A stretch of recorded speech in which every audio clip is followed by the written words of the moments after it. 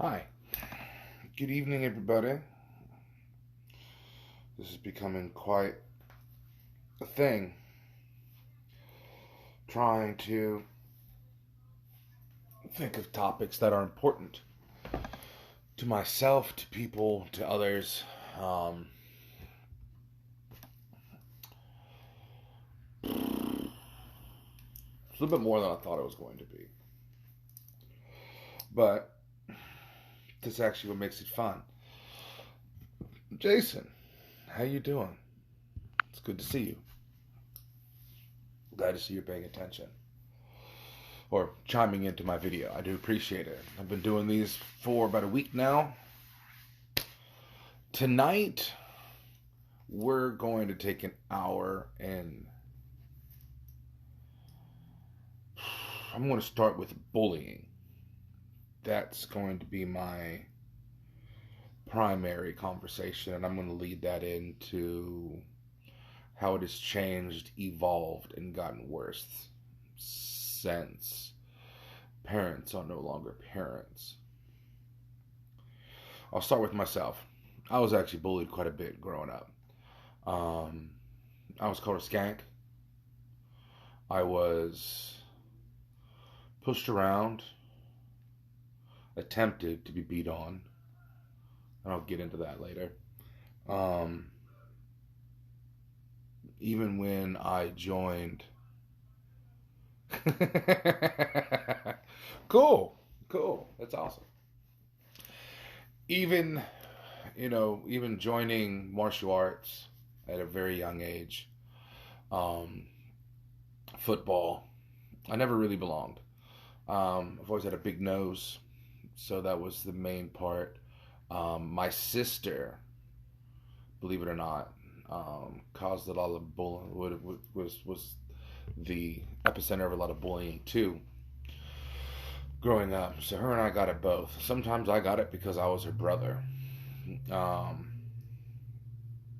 not blaming anybody for it, so don't think that's what I'm doing. I'm just saying it was bad growing up as a child, as a young adult, because it just doesn't stop with kids. It just doesn't stop when you're in high school.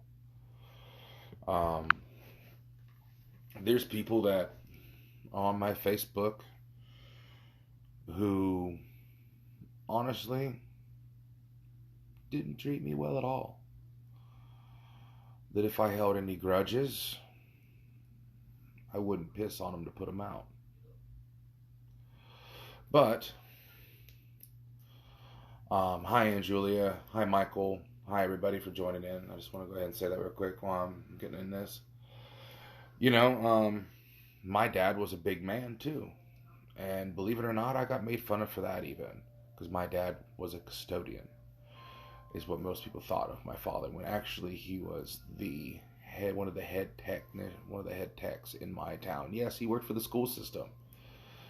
Yes, Aunt Julia, I do know it's snowing in Ohio.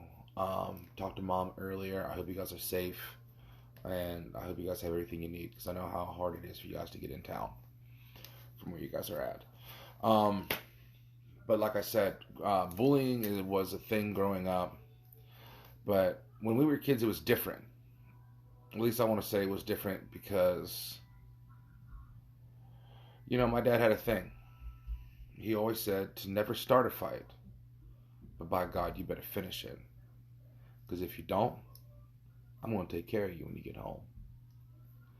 Because my dad believed in handling your situations, dealing with your problems head on. And he taught me how to do that. He taught me how to protect myself before I was in martial arts. He taught me how to stand up for myself. Because our family has a lot of pride in our name. We are Hughes. We are mighty. We are strong. Not just in ourselves, but in our family. Doesn't matter what's going on. You don't fuck with my family. And that's how it's always been. That's how my dad treated it, and that's how I do it. And I do that with an iron fist, if need be. So, but that's how I was raised. You defend what is right. You protect those who cannot protect themselves. And you stand up for always what is right. And unfortunately, we've lost that throughout the years, which is the main point of bullying. Because now you have these powder puff motherfuckers out there that are now becoming adults, 20-year-old kids who honestly have never had an ass whooping in their entire life. And now they're walking around thinking they can to people because they don't think anybody's going to stand up to them. When really, if the parent would have whooped that little fucker's ass, put a little fear of God in him, so to speak, maybe it wouldn't be such an issue. I mean, now, in that, sometimes you do have to take a look at the person who's actually doing the bullying. Um, he could be in an abusive home. Um, hey, when you get older, you might have a small pecker. Just being funny. Um, their self-esteem themselves could be low, so they hurt others to make themselves feel better. Um, which again comes from a lack of home bringing. You know, that was a thing that growing up for me, I had that. I had a very strong family tie to both sides of my family, both the Hughes side my and the Evans side, which is my mom's side. Um, Summers, I knew all my cousins. I have, all in all, probably 30 cousins if you put them all together on both sides of the family. My mom's side of the family is huge. Her grandmother, which was my great great grandmother, was one of 8. My grandmother was one of 8. My mother was one of 2. Uncle Tom never had any kids. Um, but with that came a extremely large family on my mother's side. Family get-togethers involved half a town, almost. At least that's how it felt. Um, but that's what we're missing these days. We're missing that family connection. We're missing that family tie. Um, and yeah, I think we're missing a little bit of ass kicking because I look all over online. You know, there's 18-year-old, 17-year-old boys sitting there in the face of their father, cussing them, spitting at them, yelling at them. If I would have even thought about doing one of those things to my father, I would have been picking my ass up across at least half a county because that's how hard he would have beat my ass, and I would have deserved every bit of it. The only time I actually was able to stop my father, I was 2 weeks out of my black belt test. I decided it was a snow day. At least we thought it was a 2-hour delay. I was going to the vocational school at the time, up in Marietta. Well, we thought it was a 2-hour delay, so we went to my house, and we decided we were going to play pool. Well, my dad had one rule. Well, it was a combined rule. A, nobody at the house without his permission, and nobody touches his pool table without his permission. I was doing both. On top of that, we were sitting around baking the basement out. I mean, couldn't see nothing. So, we didn't realize that the 2-hour delay had been lifted. And my dad came to the house to find 4 cars, including my own, in a house full of kids. My full name is Dale Ernest Hughes. My father stood at the top of the stairs and didn't even get Hughes out of his mouth before my entire basement was empty. And they didn't go out the front door either. They ran out the back. I, on the other hand, had to face the music. So stoned I couldn't walk straight, I pranced upstairs. Now, my ass is standing at the foot of the stairs, right? And the next thing I know, I'm at school. I'm checking my body for marks. I mean, I'm looking at myself. I'm scared shitless. I thought my dad whooped my ass and made me black out. No. When I realized that I was not touched, I knew the worst was to happen when I got home because I broke the rules. So I get home. The night goes on because Dad's right behind me. Mom makes dinner. Nobody says a word. I am on edge because I'm waiting. I'm waiting because I know the worst thing to do to Donnie Hughes is to let him brew. And I thought this is what he was doing. And I thought he was trying to come up with a clever way to get me. Because I was 17, almost 18 years old. I was in the peak shape of my life. I had everything going for me. I had a full ride scholarship. Like I'm getting ready to get my ass chewed for a multitude of reasons. And Dad stops eating and puts his hands down on the table like this, just doof, flat on the table. I think I jumped clean out of my chair. And he looks at me and says, "Son, do you know what happened earlier today?" And I told him no. He proceeds to tell me that when I got to the top of the stairs, he was in full preparedness to not only put me back down those 15 extra stairs, but then land on top of me at the bottom. This is what he tells me. And I ask, why didn't it happen? He says, because of you. Like, what do you mean? He's like, you stopped me. Now, mind you, my dad was 500 pounds, 78-inch chest, 6'5". Really, his belly was his only fat feature. No one. I watched my dad take two men by the scruff of their necks and the crack of their asses with each hand, because God, his hand was huge, and manhandle 2 to 3 men at one time. I've seen it happen. I watched my dad empty a bar room once when I was a kid. I've heard stories of what my dad could do. And to hear that I stopped him, dead in his tracks, he went to punch me down and I just reached out and did this. And I stopped my father. Do you know, after that moment I was more afraid of him then? Because he knew what I could do. And I realized there was a whole nother level that I didn't even know existed for me. I was the best kid in the world after that. And it wasn't because he hurt me. It's because I had the respect, not just for him, but the dignity for my family and everything that involves that. It's not that I feared my father. Yes, there is a healthy dose of fear. I believe in parenting, especially when it comes to a male. Call me sexist, I don't care. Okay? I am harder on my boys than I am my girls. Now, don't get me wrong. When they're wrong, they're wrong. There's no middle ground for me. I don't believe in it.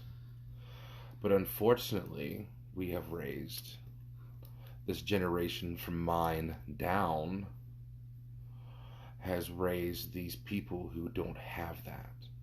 And so they're malicious. They're evil. They're prepared to make someone bleed just to make themselves feel better. The hell's going on with this world?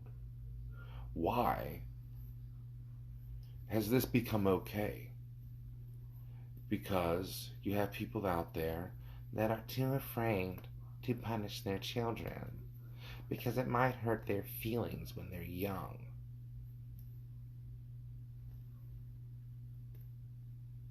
How are they going to know what's right or wrong if you don't teach them?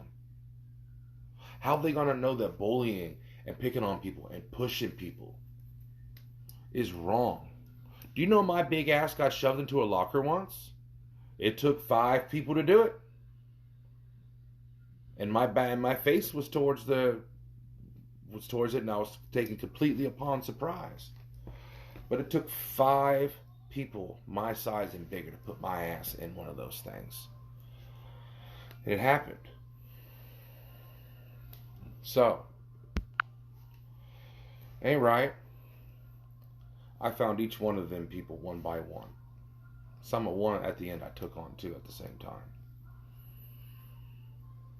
And needless to say, they didn't do it again.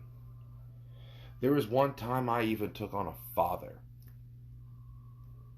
as a 17-year-old because he was a bigger bully than his son.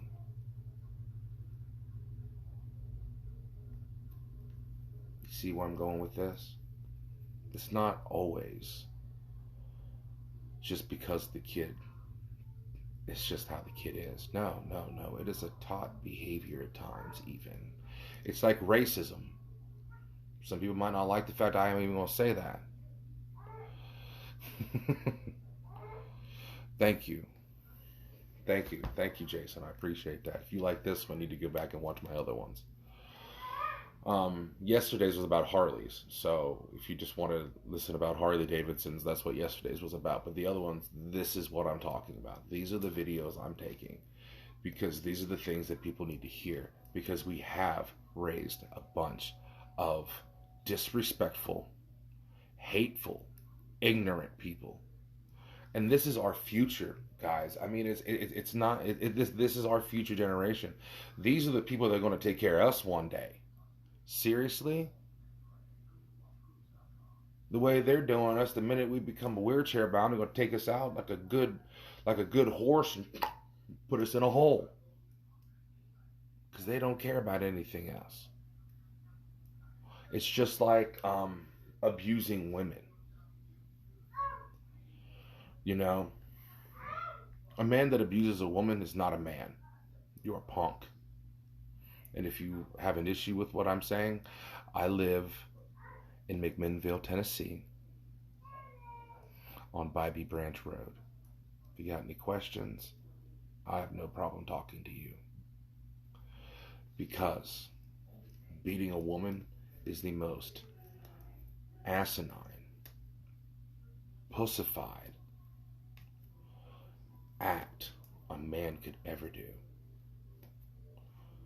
Because you're not a man, you are a child with a temper tantrum. And that is what you're going to teach your children, if there is children. Because more than likely, if you're beating your wife, you're beating your kids. It's a cause and effect. You know, maybe you shouldn't have married that woman. Maybe you shouldn't have kids. You know? Because again, like I said, every kid that bullies might have an issue at home. Hell, there was one case, I remember. We ended up being friends afterwards.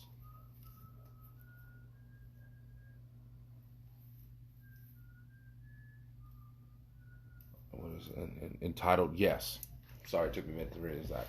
Yes, that is why we have so many entitled youngsters. That is a great point, yes. The same thing, entitlement. Because they've never had to work for anything in their life. They don't know what it's like to put in a hard day's work. They don't know what it's like to earn anything. At 14 years old, I started supporting myself. I bought my own car. I paid my own car insurance. I supplied my own clothes. I used to buy, I'm talking about from 14.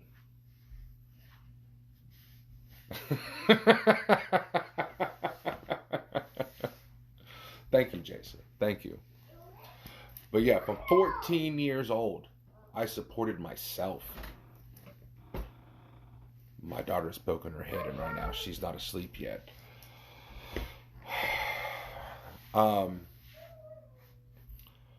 yeah, even from that, I supported myself. I bought my own shampoo and conditioner. I bought my own deodorant. I bought my own cologne.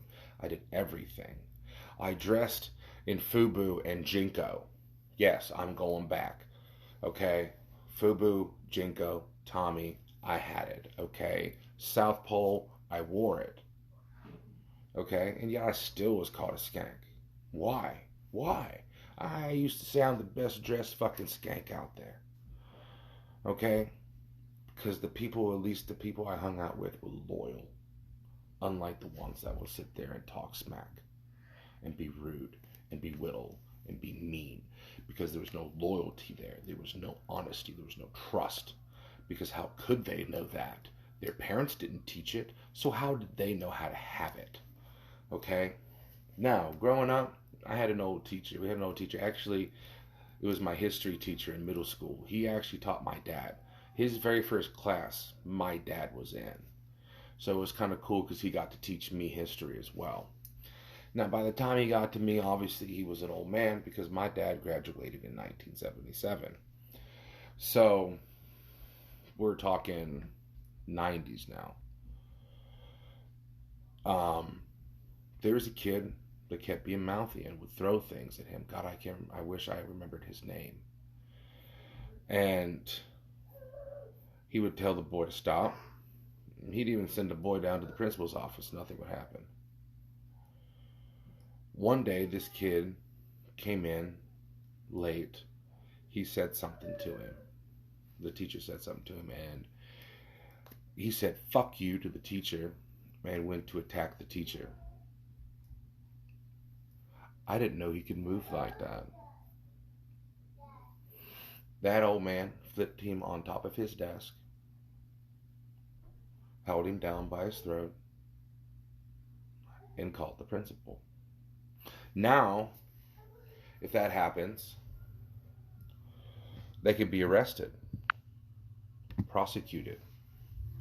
But yeah, you have kids out there that'll bring knives into school, that will try to kill their teachers because they made them feel bad, when they've never known how that feels before.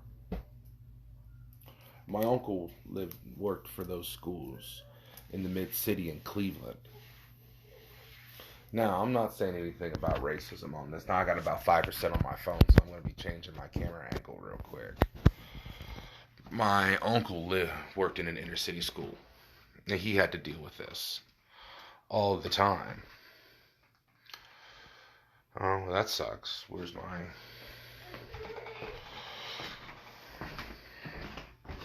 Where is this thing? I need a phone charger. There's a cord. There's that. I need a phone cord. I gotta find a phone cord. Where's the phone cord? I see it. Alright, sorry guys, we're gonna postpone this for a minute.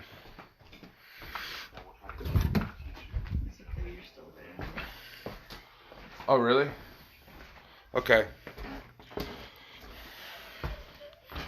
I just found out how big of a delay there was between what I'm saying and the actual video because Megan's watching. A little change of camera angle. There we are. We're back live and hot. So, like I was saying, it's sad when we live in a life to where teachers, people who are supposed to educate our children, are afraid to go to work because of what our children will do to them.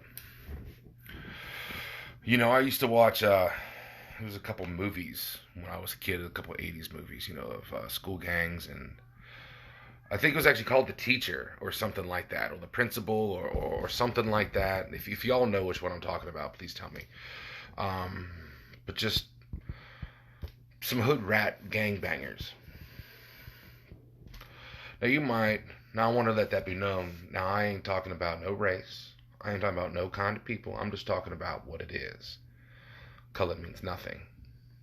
Okay? If you must know, it was a Latino school. But anyway, that's just because that was the program. That was the one. There's even one where anyway, there were several. There were several growing up, you know, in the 80s, and I always thought it was just movies. But it's not movies anymore. I mean, you can't even go to the fucking fair without worrying about getting shot because you said something to somebody. How pathetic is that? Now, I don't know how it is across the rest of the world. I don't know how it is here in Tennessee because I've never been to one. But in Louisiana, Baton Rouge, there were shootings at the fucking fair. Are you serious? A place where kids go to have fun. You can't even respect that enough. Just to go and have fun? Throw some darts at some balloons, do a couple rides, eat too much food, throw up somewhere. I mean, that's what the fuck it's for. It's for fun. But no, we can't even do that anymore because, well, you're an entitled little piece of shit that doesn't know how to act. Because I'm sorry, because your mommy and daddy didn't care enough.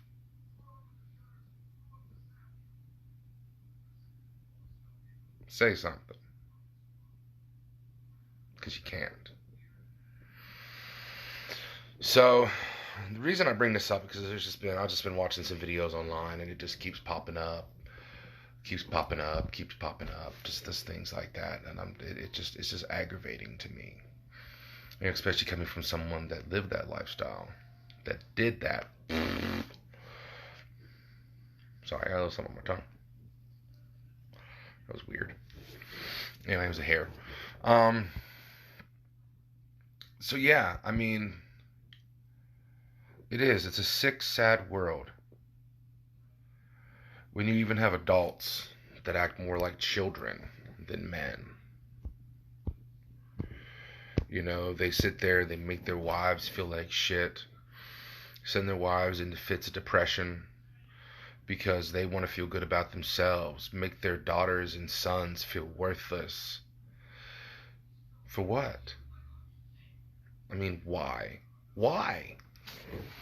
Why is this? I mean, I could bring up some damn good examples, but unfortunately I'd be hitting a couple personal people here that I know that are on my Facebook page.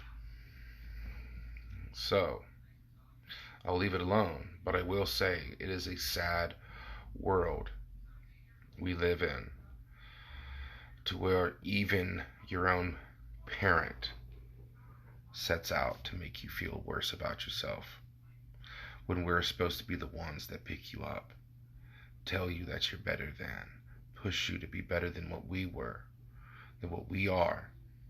Because that's the end goal. That should always be the end goal with a child. For the parent to set out to make sure that they end up better than you. That is what my dad did. That is what my mom did. That is what my aunts and uncles did. They all pushed me and my family, my generation of children, my cousins, their children, even to today, they push them to be better. But even now, some of them still get in the way of their parents. And why? They didn't do wrong with us. So what makes you think they're going to do wrong with our kids? We should always strive to be better than what we were the day before.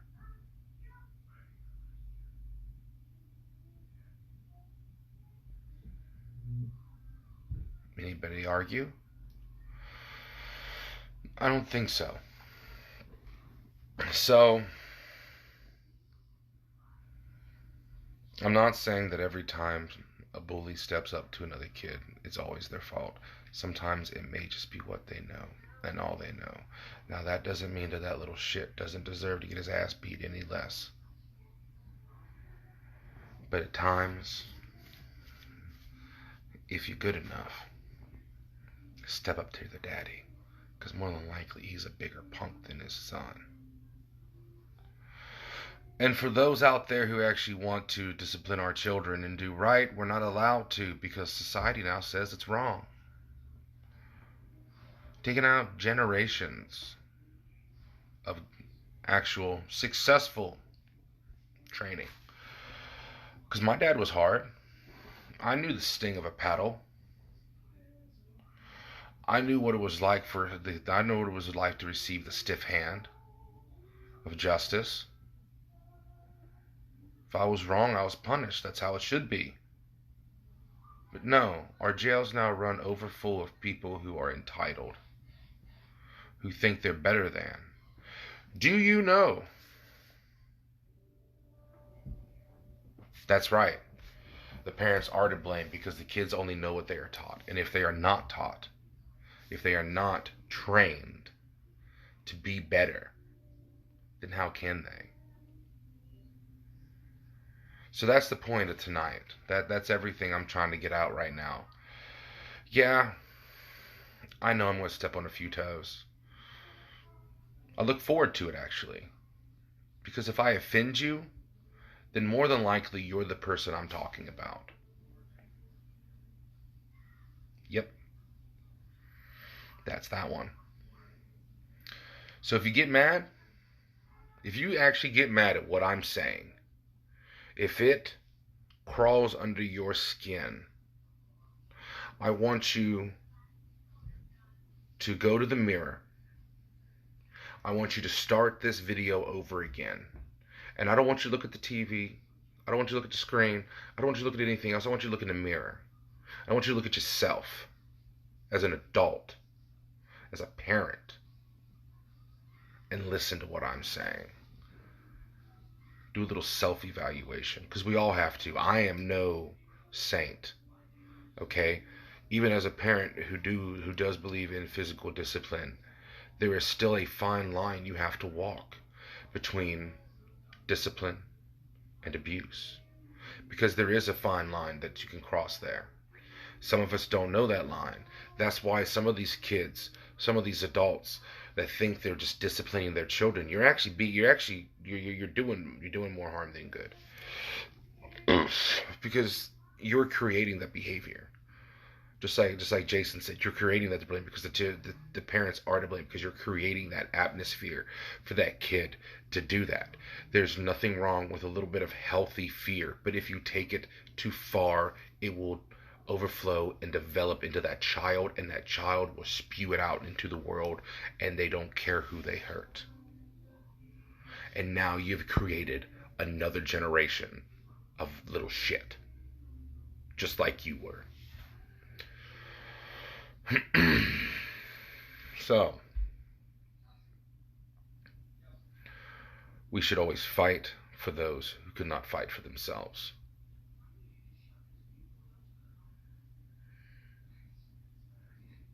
I do believe that's why we have military. They fight for us because we can't or don't. Men and women of the military should always be honored and respected. The thing that irritates me the most is when I see a little shit fucking with a veteran. The reason you're even able to be what you are is because of that man or woman. And it could even be your own family member. I come from a military family. All three of my grandfathers were in some form of branch. None of my uncles went in. My cousin Michael, he went to the military. I wanted to be a Marine. But my dad didn't believe in the war at the time in Iraq with bin Laden. So, unfortunately, I was not able to do that. Plus, at the time, I was medicine dependent for my ADHD, so I kind of had a double whammy there. So unfortunately, I didn't get to be a Marine like I wanted to. But I do respect and honor our men and women overseas and at home. Because we couldn't have what we have without you.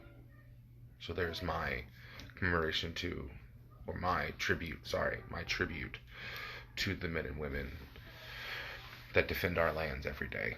And that even goes for our men and women here state-wise, county-wise. I'm talking about the men and women in our police force, our rescue squads. They're the daily heroes that not everybody thinks about. And honestly, Jason, this just came out. There's nothing to do with the fact that you're watching this show, even though you are one of those people.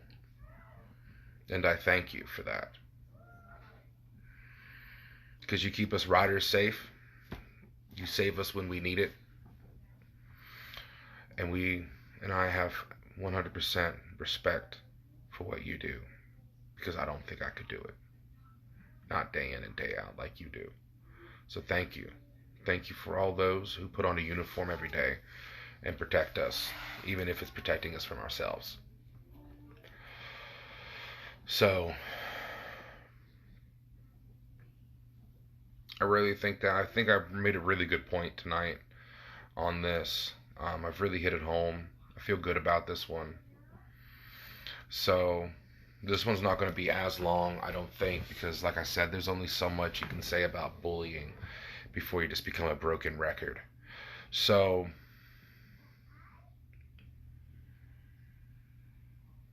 I'm not saying I feel pity for the people who bully. Teach them that lesson. But maybe at the end, try to make a friend out of them. Because maybe that's all they really need. Because again, it's all about perspective and how we see things.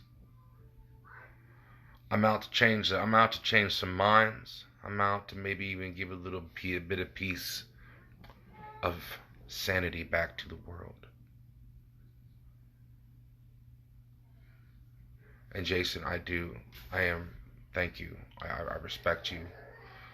I'm glad to know you. So thank you for that. Thank you for everything you do. And thank you to the person sitting there beside you. Thank you to all you guys. And even going into the men and women that are in the hospitals and things like that. I mean, especially with the way COVID has been here lately. You guys have really been the frontline heroes. So thank you. So anyway, I'm looking at a half-naked daughter. Well, actually, she's not half-naked. She took her diaper off. So before this becomes a case to where I could get arrested, I'm going to let y'all go. So, one love. I hope you all enjoyed my message tonight. Please share, please share, please share. I am starting a webpage on YouTube. Look up under my name. It's called The Real Deal. That's what I'm putting it under. It is under my name, Dale Hughes. All my videos will be there. One love to all. Be safe out there, everyone. Whether you're on 4 wheels or 2. Keep them on the road. Alright? One love.